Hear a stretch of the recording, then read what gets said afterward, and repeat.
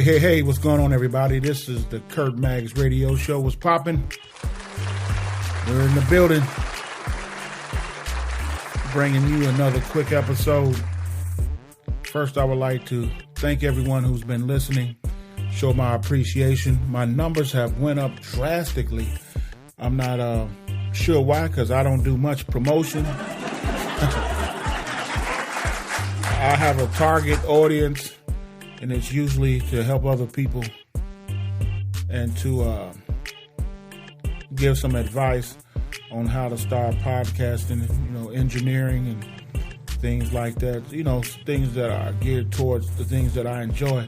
But I appreciate everybody who's listening. And I like to drop a story here and now. And like I said, at some point we're going to get the podcast going, the Key Witness Media podcast going. But the biggest holdup is me. It falls all on me. For some reason, I am having a hard time getting the podcast thing going. So I'm doing these little radio shows in order to try to keep things going and afloat. I would like to thank all the ones who have reached out for me as far as sponsorship. But I know that once you start getting people's money, they're expecting you to come through. And that means that you're going to have to do shows regularly. So, anybody who can just pray for me to help me to stay focused and get on my grind as far as doing these radio shows and these podcasts. Been quite busy still working on some other side projects. And like I said, a lot of times I want to lay back and say no to people, but the money that they dangle in your face will have you change your mind. You're going to give me $300 to do 15 minutes of work? Oh, okay, I got you. But, let me go ahead and talk about this. I grew up in a neighborhood where everybody got along. And I appreciate everybody that I have met through my travels. Some good, some bad. And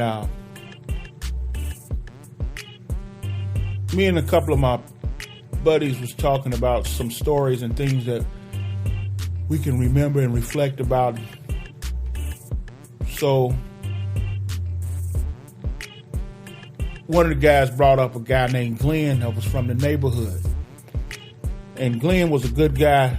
And then, as we get older, people start changing. Like when you get out of high school, everybody's going in their own directions. And Glenn had the hardest, probably out of everybody. Seemed like he was headed, the right direction, but he started hanging around a different type of crowd. And this crowd didn't have his best interest at heart. And it eventually led to drugs and alcohol. And he came from a good family, we just don't know what went wrong. And, a lot of times you would see him and you would have, good conversations and talk with him. He was still the same Glenn from the neighborhood. But, when it come down to drugs and drug use, and I've seen it change people all through the years. I've worked with people who've had drug problems. I'm talking about from crack cocaine to just cocaine, heroin, drug use, alcohol, just straight alcohol abuse at some point. I mean, we'll come to work drunk, high, everything. And, we was just reflecting back, and one of the stories that I had that stuck out far as Glenn. Now, don't get me wrong. Some of the stuff is crazy, but some of the stuff becomes comical after a while.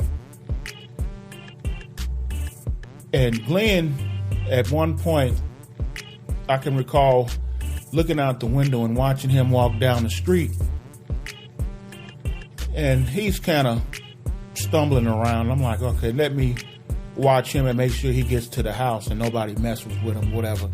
So he's walking and he's walking. Glenn stumbles and fall in Mr. Jones' yard. Now, for y'all who don't know who Mr. Jones is, Mr. Jones is one of those guys, if you was outside playing baseball, had a frisbee, a football, and it went in his yard, you most likely won't get it back. You could not step in his grass. So I'm just sitting there looking at him. And the first thing that's running through my mind, do I feel like getting in an argue with Mr. Jones, picking up Glenn out of his yard? But I knew I had to hurry up and make a quick decision, because if Mr. Jones seen Glenn laying in his yard, he was most likely going to call the police. So I said, let me hurry up and get out there. So I threw on my gym shoes and ran over there. Said, Glenn. And he's looking at me. And he was like, hey, what's going on, man? I'm like, what's going on? What's going on with you? You laying down here in this yard, man. He said, oh, I'm all right, man. I said, what is going on? So he said, man, I have taken some pills and shot of cocaine, and I'm out of it, man. I'm out of it. So I'm like, okay, man. I said, well, we're going to have to get you some help. I said, do you want me to go ahead and call an ambulance or something, man? He was like, yeah, could you please? I was like, so I'm calling an ambulance, and he's sweating heavily. I mean, he's really looked like he's going out. Constantly while I'm making this phone call, I'm looking at Mr. Jones' house and hoping that he doesn't open his door, because now we got another problem. So I said, hey, man, I'm going to go ahead and call that ambulance and get her here right away. So I'm talking to the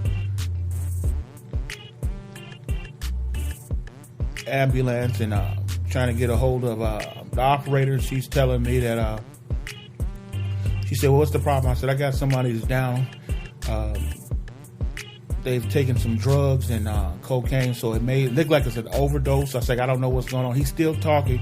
So they said, well, just keep him calm and we'll send somebody out there right away. So here comes, maybe 10 minutes later, here comes the ambulance, and I'm thinking to myself, I was like, man, I don't want this guy to die at Mr. Jones' yard, because then it's over. It's totally over. So ambulance guy pulls up, and they come out, and they're kind of rushing, toward him. It's like, hey, what's going on? So I said, hey, he told me he took some pills. He's had some cocaine, and I think he's overdosing. It was like, okay, we'll take care of it. So they finally pull him out. Now everybody's coming outside trying to find out what's going on. Finally, Mr. Jones comes out. I'm telling him, hey, man, this guy's dying, so could you give us a break? And he's just looking at me. He doesn't say anything. He just mean mugs me. So I'm like, could you please, for one time, have some sympathy? As kids were growing up, man, if you playing baseball outside and that ball went in his yard, that's most likely you wasn't getting the ball back. So they're looking at him. They got him in the back of the ambulance, and about 15 minutes pass. One of the ambulance workers jumps out. He's standing around. He said, hey, who made the phone call? I said, it was I, sir. He was like, oh, okay. I was like, what did he say what was going on? I said, he told me he took some drugs and some cocaine, and I believe he was overdosing. So I don't know. He was like, I said, is he going to be okay? He was like, yes, he's going to be okay. I said, all right. That's good. No, that's good news. So I was like, well, you guys got to pump the drugs or something out of the system. You don't have to say, you don't have to tell me what you guys got to do. He said, this man has no drugs in the system. It's pure alcohol. I said, Glenn is lied. He straight lied. He was like, I was like, are you sure? He was like, yeah, he drank too much. And he's just passing out from alcohol. He'll be okay. We'll keep him back here about another 5-10 minutes. We're not taking him he's already refused to go to the emergency room. But he did tell us all he did was drink alcohol. So I'm thinking to myself, Glenn got me. You got me. So a couple minutes passed, and we were all out in the neighborhood. We all talking to each other. And Mr. Jones is standing in front of his door, just mean mugging me and everybody else standing around like, I don't want y'all in front of my house. So finally, Glenn comes walking out from the back of the ambulance. The ambulance pulls off. Everybody's like, you all right, Glenn? He's like, yeah, I'm all right. He said, yeah, I'm just having a rough day, so this and that and this and that. So everybody's walking off. So he's slowly walking toward his house. So I'm walking slowly with him on the side of him. So he says, he said, man, I appreciate you calling the ambulance for me. So I was like, oh, no problem, man. He said, we're supposed to look out for each other.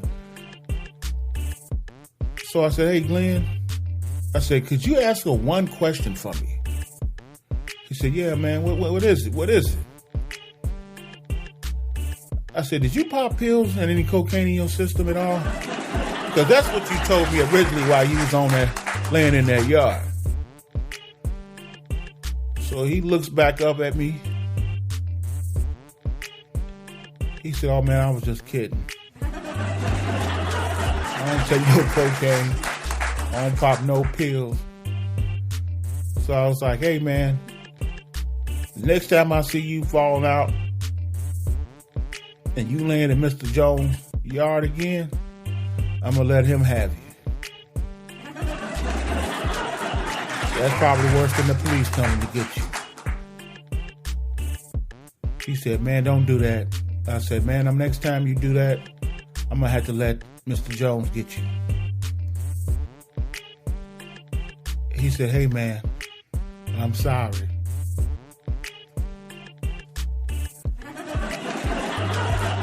I said, is that all you have to say? And he just walked off. The Adventures of Glenn. Peace and God bless.